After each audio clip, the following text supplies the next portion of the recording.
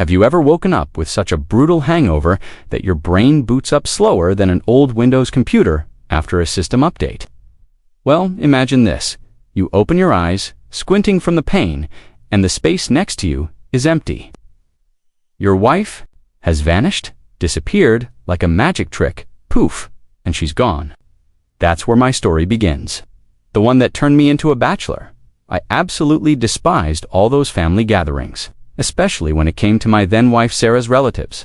Honestly, I had an arsenal of bulletproof excuses ready for every occasion: urgent work deadlines, a psychotic boss, or even fishing with the governor. Anything to avoid going. Her family was like a bizarre combination of a circus and a mental institution. There was Aunt Martha, the eternal cheerleader for her grandson Tyler, this so-called tech genius who couldn't tell the difference between a smart TV and a toaster, but at every dinner, they'd praise him to the heavens, like he was the next Steve Jobs or something. Then there was Cousin Vincent. Now that guy was a whole different kind of entertainment. He could down half a bottle of whiskey faster than a flight attendant could check boarding passes, and then he'd start having virtual fights with some invisible enemy. Last time, he nearly threw the potato salad at Sarah's mother while he was pretending to twist his imaginary opponent's ear. Younger sister Carolina, when I first met her years ago, she was like a walking punk rock stage set. Black clothes, pink hair, tears on schedule, and perpetual depression. Though, to be fair, I hadn't seen her as an adult. I always figured she was stuck in that phase forever. Going there felt about as appealing as having all my teeth pulled without anesthesia. Sarah had tolerated my constant postponements for a long time, but this time I was really cornered. Listen, Jack, Carolina's wedding is on the 12th. Period. No work emergencies. No accidents, no funerals, no home theater installations. You're going. Wait, Carolina actually found someone brave enough to take her on? I nearly choked on my coffee. Is she wearing a black wedding dress, you think? Oh, forget your jokes. She's grown out of all that drama years ago. Everything's going to be proper and elegant. No depressive nonsense. Well, I thought, at least I'll get to witness this miracle. We bought train tickets, a sleeper car for two. Naturally, it was like a romantic cocoon on wheels. The journey to her hometown felt like traveling to the center of the earth. Long, tedious, but bearable. We talked, shared snacks, drank coffee from plastic cups. You know that feeling when everything's perfect between you two and nothing hints at trouble? Well, that feeling is as deceptive as Black Friday sales. The wedding itself was actually better than I'd expected. Clean venue, the bride in a dress that wasn't from some gothic collection. Vincent managed to stay upright until the second toast. And I was starting to believe that all those family horror stories were ancient history. But the real story began on the way back home. I woke up with thirst levels comparable to the Sahara Desert at noon. My head was spinning like a carnival ride, my chest felt like it was on fire, and my eyes were full of sand and darkness. But you know what really got to me? The silence. No good morning, not even a pitiful groan.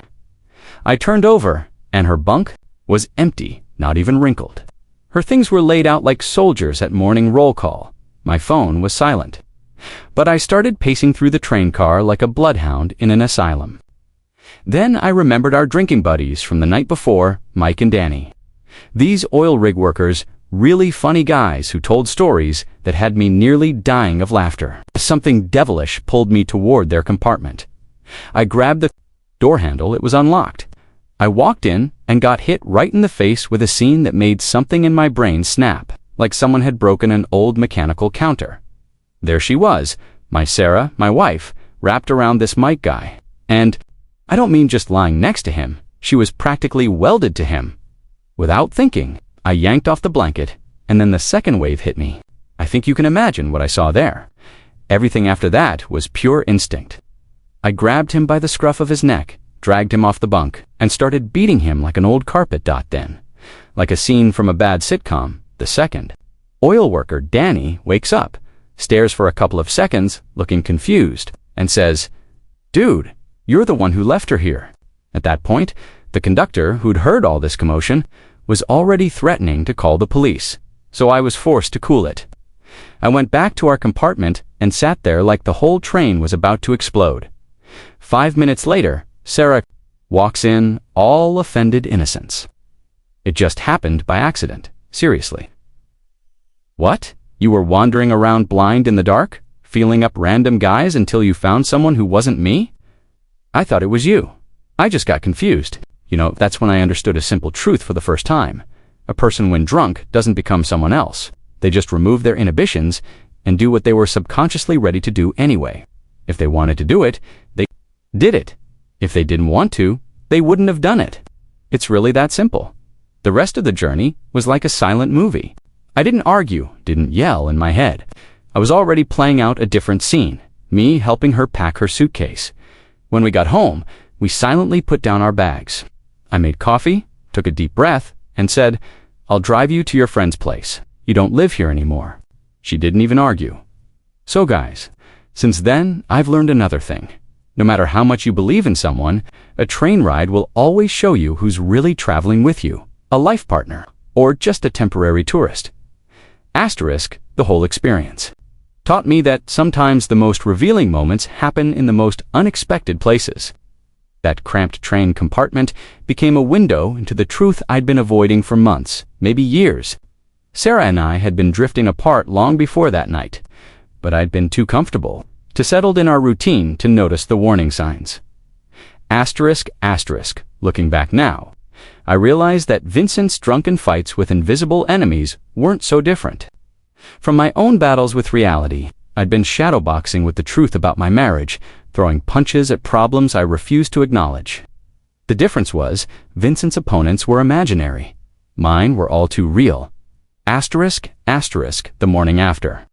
We returned. As I watched Sarah pack her things, I felt something I hadn't expected, relief. Not the bitter satisfaction of being right, but the genuine relief of finally being honest. We'd both been living a lie, and that train ride had simply forced us to confront it. Asterisk, asterisk these days.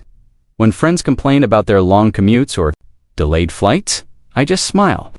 I tell them that sometimes the journey reveals more about your destination than you ever wanted to know, and sometimes that's exactly what you need.